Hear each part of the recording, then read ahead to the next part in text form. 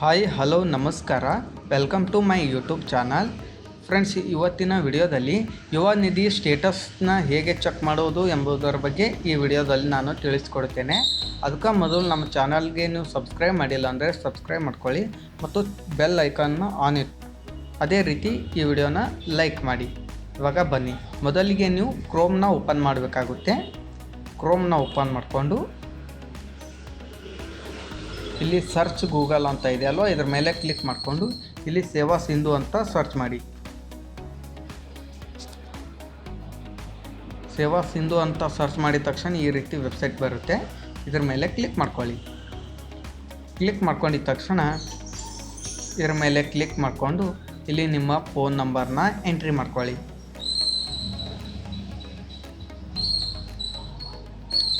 Entry ಮಾಡಿಕೊಂಡು ಇಲ್ಲಿ OTP ಅಥವಾ ಪಾಸ್ವರ್ಡ್ ಅಂತ ಇದೆ ಅಲ್ವಾ, ಇದರ ಮೇಲೆ ಕ್ಲಿಕ್ ಮಾಡ್ಕೊಳ್ಳಿ. ಇಲ್ಲಿ ಸೈಡ್ ಗೆಟ್ OTP ಅಂತ ಇದೆ ನೋಡಿ, ಇದ್ರ ಮೇಲೆ ಕ್ಲಿಕ್ ಮಾಡ್ಕೊಳ್ಳಿ. ಇವಾಗ ನಿಮ್ಮ ರಿಜಿಸ್ಟ್ರೇಷನ್ ಫೋನ್ ನಂಬರ್ಗೆ ಒಂದು OTPನ ಬರುತ್ತೆ. ಅದನ್ನು ಕಾಪಿ ಮಾಡಿ ಇಲ್ಲಿ ಪೇಸ್ಟ್ ಮಾಡ್ಕೊಳ್ಳಿ.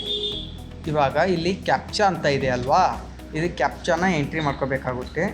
ಇವಾಗ ನಾನು ಕ್ಯಾಪ್ಚಾನ ಎಂಟ್ರಿ ಮಾಡ್ತಾಯಿದ್ದೆ ನೋಡಿ, ನೀವು ಭೀ ಇದೇ ರೀತಿ ಎಂಟ್ರಿ ಮಾಡಬೇಕಾಗುತ್ತೆ.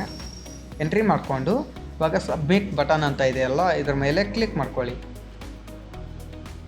ಇವಾಗ ನೋಡಿ ಫ್ರೆಂಡ್ಸ್, ಸಬ್ಮಿಟ್ ಮೇಲೆ ಕ್ಲಿಕ್ ಮಾಡಿದ ತಕ್ಷಣ ಈ ರೀತಿ ಓಪನ್ ಆಗುತ್ತೆ. ಈ ವೆಬ್ಸೈಟ್ ಒಂದು ಸಲ ನೀವು ಲಾಗಿನ್ ಮಾಡಿದರೆ 30 ನಿಮಿಷಗಳ ತನಕ ಆ್ಯಕ್ಟಿವ್ ಆಗಿರುತ್ತೆ. ಇಲ್ಲಿ ಮೇಲೆ ಸೆಕೆಂಡ್ಗಳು ಬೀಳ್ತಾ ಇದ್ದಾವೆ ನೋಡಿ. ಇವಾಗ ನೀವು ಇಲ್ಲಿ ಅಪ್ಲೈ ಫಾರ್ ಸರ್ವಿಸ್ ಅಂತ ಅಲ್ಲೇ, ಇವಾಗ ನೀವು ಇಲ್ಲಿ ಅಪ್ಲೈ ಫಾರ್ ಸರ್ವಿಸ್ ಅಂತ ಇದೆ ಅಲ್ವಾ, ಅದ್ರ ಮೇಲೆ ಕ್ಲಿಕ್ ಮಾಡಿಕೊಂಡು ವ್ಯೂ ಆಲ್ ಅವೈಲಬಲ್ ಸರ್ವಿಸ್ ಮೇಲೆ ಕ್ಲಿಕ್ ಮಾಡ್ಕೊಳ್ಳಿ. ಇವಾಗ ಇಲ್ಲಿ ಸರ್ಚ್ ಬಾರ್ ಇದೆ ಅಲ್ವಾ, ಇದ್ರ ಮೇಲೆ ಕ್ಲಿಕ್ ಮಾಡ್ಕೋಬೇಕಾಗುತ್ತೆ. ಕ್ಲಿಕ್ ಮಾಡಿಕೊಂಡು ಇಲ್ಲಿ ಯುವ ನಿಧಿ ಅಂತ ಸರ್ಚ್ ಮಾಡಬೇಕಾಗುತ್ತೆ. ನಾನು ನೋಡಿ ಬರೀ ಯುವ ಅಂತ ಸರ್ಚ್ ಮಾಡಿದರೆ 3 ಯುವ ನಿಧಿಯ ಬಗ್ಗೆ 3 ಲಿಂಕ್ಗಳು ಬಂದಿರುತ್ತೆ. ಇದರಲ್ಲಿ ನೋಡಿ 3ನೇದಿದೆ ನೋಡಿ, ಯುವ ನಿಧಿ ಅಪ್ಲಿಕೇಶನ್ ಸ್ಟೇಟಸ್ ಚೆಕ್ ಅಂತ ಇದೆ ಅಲ್ವಾ, ಅದ್ರ ಮೇಲೆ ಕ್ಲಿಕ್ ಮಾಡ್ಕೋಬೇಕಾಗುತ್ತೆ. ಕ್ಲಿಕ್ ಮಾಡಿದ ತಕ್ಷಣ ಇಲ್ಲಿ ನೀವು ಯುವ ನಿಧಿ ನೋಂದಣಿ ಅರ್ಜಿ ಸಂಖ್ಯೆ ಅಂತ ಇದೆ ಅಲ್ವಾ, ಇದರ ಮೇಲೆ ಕ್ಲಿಕ್ ಮಾಡ್ಕೊಳ್ಳಿ.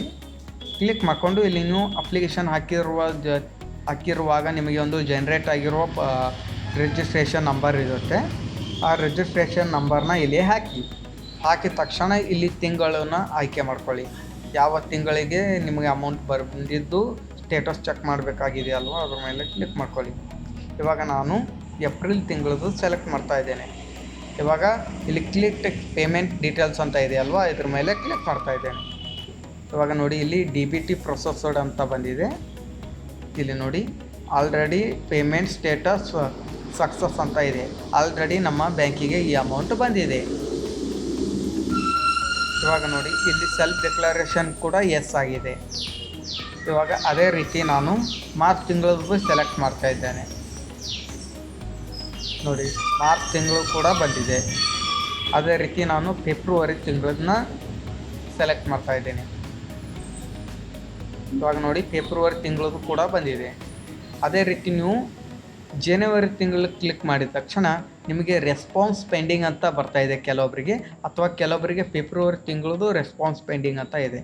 ಇದು ಟೆಕ್ನಿಕಲ್ ಇಶ್ಯೂ ಗೌರ್ಮೆಂಟ್ ಕಡೆಯೇ ಇದೆ. ಇದು ಯಾರ ಪ್ರಾಬ್ಲಮ್ಮು ಅಲ್ಲ, ಇದು ಗೌರ್ಮೆಂಟ್ ವತಿಯಿಂದನೇ ಟೆಕ್ನಿಕಲ್ ಇಶ್ಯೂ ಇದೆ.